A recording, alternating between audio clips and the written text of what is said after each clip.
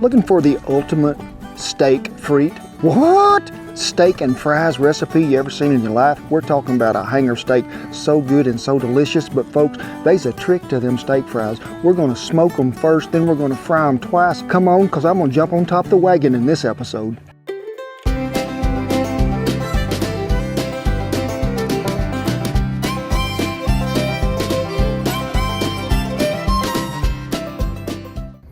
Thank y'all for stopping by. I would say camp, but we're gonna sing the Willie Nelson song. I'm on the road again. I just can't wait to get on the road again. Making memories and cooking with my friends. I just wait to get on the road again. Yeah. Oh, Duke's already. The wagon is loaded and we're gonna head out pretty quick. Keep an eye on the website. We might show up somewhere near you because we'll be in Branson here pretty quick for about 3 weeks. And then it's into North Carolina. All that will be listed on our website. You'll have where you can find the events. But what are we talking about? Steak frites. Whoa, fancy. After we cut these fries, after we soak these fries, after we dry these fries, what happens? They go on the hasty bake on the smoky side of the grill, because if you're gonna have steak and fries, why can't the fries join the steak on the grill to get some of the flavor? That's what I'm talking about. And then we're gonna fry them twice to get them oh so crispy. And what? Hanger steak. It is traditionally served everywhere that this dish was named properly, steak frites. Yes, but hanger steak is what? Very tender, sometimes hard to find, but also known as the butcher's cut of meat. I call it the hanging around meat because it's just sort of hanging right in here. Ooh, oh so tender, oh so good it is. And we're gonna season it up and grill it just right to go with these taters. People say, you just grab a potato at the store and you're gonna fry them. Folks, get the russet. Yes, they have traveled a long way to be here today by truck. And they were so glad to get out of that truck. And a russet is what's gonna hold up best for frying. Yukon Gold, mashed potato, but not the russet. No, he is for the fry. And I want you to just get right here in the center and then just slice it down. Big, you wasn't here when we was discussing this a while ago. This is not beef. This is a potato. Now you got them to that shape right there. Let's go ahead and get this other one so he don't feel like he's left out. Whoa. We cut them in half and then we half them again. And then a half of a half in geometrical speaking terms is 1/4. Half of a 1/4 is a 1/8. Way too much math. So I want you to come right back down there because folks, that's too thick unless we was oven baking these fries and we're frying. So be careful, but you can see the center of that potato. Come right back down through there again. Everybody joins the ice bath and this is gonna soak, folks, for at least an hour. Now we're gonna go through this process, let it soak, then we'll come back later and we'll show you what's happening next. Well, them taters been soaking in that ice bath about 30 minutes and it's really time to get the star of the show ready to go. Yeah, that's him right down there. He's ready to go. Hanger steak. Now, if you want to do this recipe, don't just walk down there to the butcher and say, hey, I need some hanger steak. You call him, give him a little time in advance, because if he hasn't got it, he can get you one. And I want to thank Chef Michael and the folks at Certified Angus Beef for sending me this hanger steak. They are so good. Great people they are. Trim the silver skin off and the fat, and we'll be ready to go. It don't take long to do this. It even does it a little easier when it is froze. Just make sure your knife is sharp. You'll be good to go. Well, you can see about how much come off there, and you can see how beautiful that grain's just laying in there. And remember, folks, when we talk about the grain of meat, what's the most important thing when this thing is done? Cut it against the grain. This thing is so tender it's trying to fall apart already. And do you have a culinary team at your house? I want you to look around right now. If you've got one, be sure when you comment on this video to tell me what your culinary team member's name is, because I have some of the best culinary help in the world. Big thank you for always judging the meat and how good it is. Mage, you little bitty feller, you. Duker says, hey, I like it. Feet off the table, please. Here, we got one spare here. Let's mix up some seasoning, which is really basic it is, and we're gonna start out with some of the mesquite seasoning we are. The recipe and everything that we use in this link will be listed down below. Some of that got a little ahead of itself, so we're gonna do that accordingly to I am in the outside method. Don't do that in the house. Garlic powder.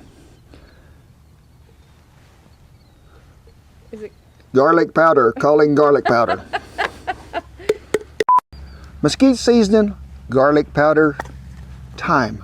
Ooh, we got the time to put this in there because it is so good. And I prefer the dried rather than the fresh on this method. And guess what's coming next? Coarse ground black pepper. And I'm gonna put about that much in there. Give this a quick stirring. Before you go any further, get you about 6 tablespoons of that what? Kerrygold butter. And I just want you just to brush that on there really well because he's gonna help everything adhere to that piece of meat. And Sadie says, and it's because we love butter. That's what we're talking about. Let's give it a seasoning, do both sides. We're gonna let it set, like I say, 30 minutes ahead of time to warm up to room temperature, and we'll be good to go. Do not do this in the kitchen floor.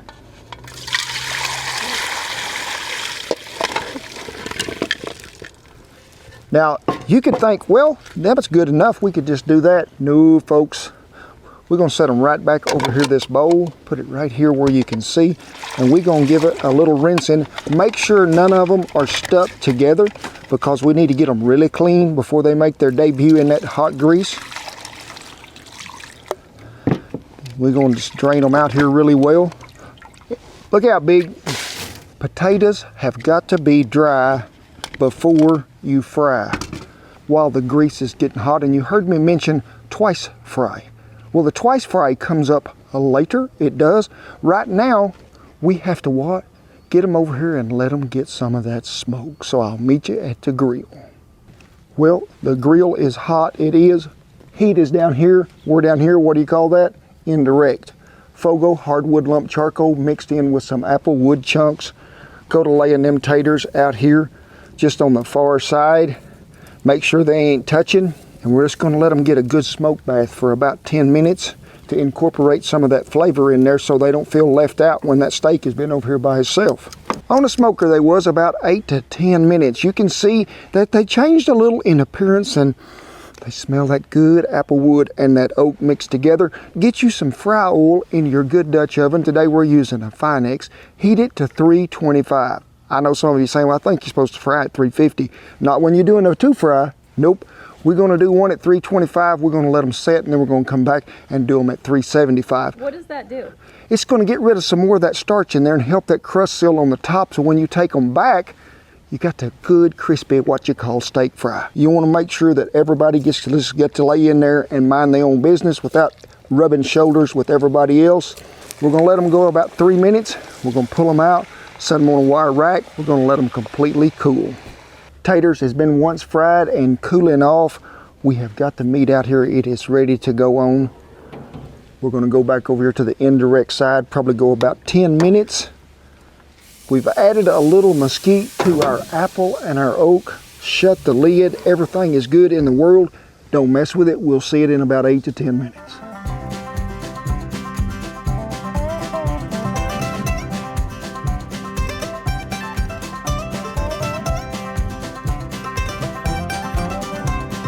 "10 minutes exactly on the clock it is.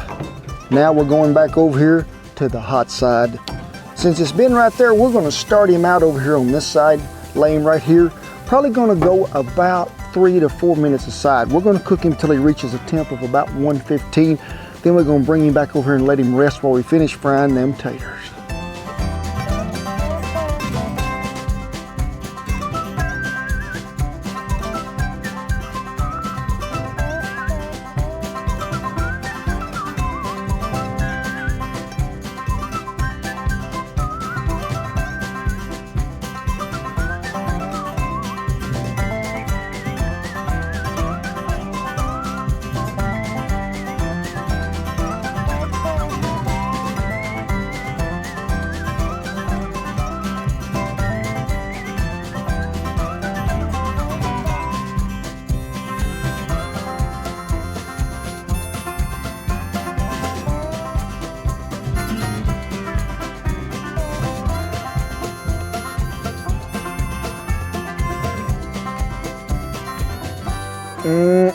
Steak frites, steak fries, steak and taters, whatever you want to call them. Don't be late, because don't that be looking good.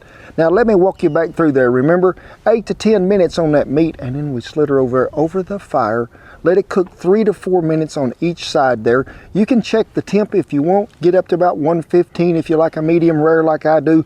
Then just wrap it, take it off the fire, let it set. It'll warm to about 120. You want it any more than that, cook a little longer, get to 125. The taters, whew, after they cooled off, we just took some of that Kerrygold butter and give them a little swab in there. And the magical creation, what was it? Some cornstarch and some corn masa, just to give it a little grain and a little more pop.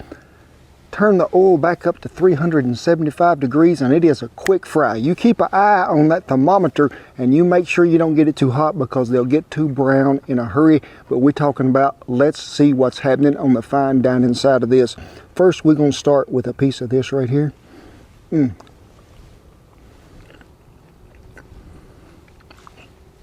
Melt in your mouth. I mean, Major's got some teeth missing and he can eat that. So good. Let me try one of these here steak frites, dipped in a little ketchup. Got some Parmesan on it with some of our seasoning, the original.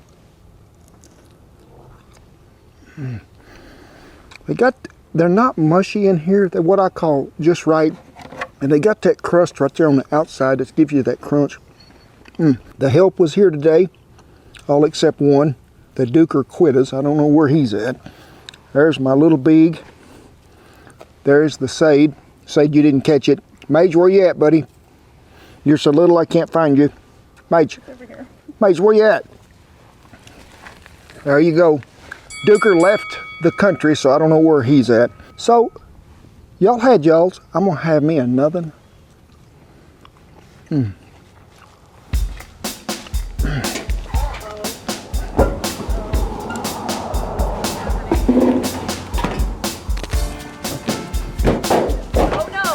We on top of the world with this recipe. Woo, thank you, Glory.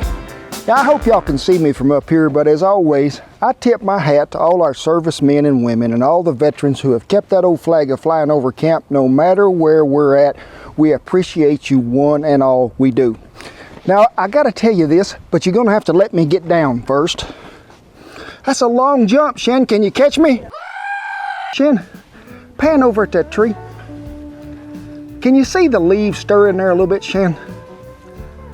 When I see that, you know, I'm reminded of sometimes the wind is blowing, but it's very little, but you can still feel it. You may not always hear it, folks. It's sort of like faith. Faith sort of comes in there when you need it. Maybe you can't see it, but faith will make you stronger. Faith will keep you safer. But you got to have faith in something. Hey, I'm gonna put faith in the man upstairs, I am, and he gonna get me through the hard times, the good times, the bad times, and the sad times. But every one of them gonna be the best times. They are. So remember, have a little faith, have a little courage. But also, rest of you, come on in here. You know what's fitting to happen. Whew. Big old hug. We thank you for watching. We never take it for granted. God bless you one and all, and I'll see you down the What Steak Fright Trail. Yep, it's just a potato. This is not the steak part of the video, Duker. Quit. Bad spot, nothing. Taters.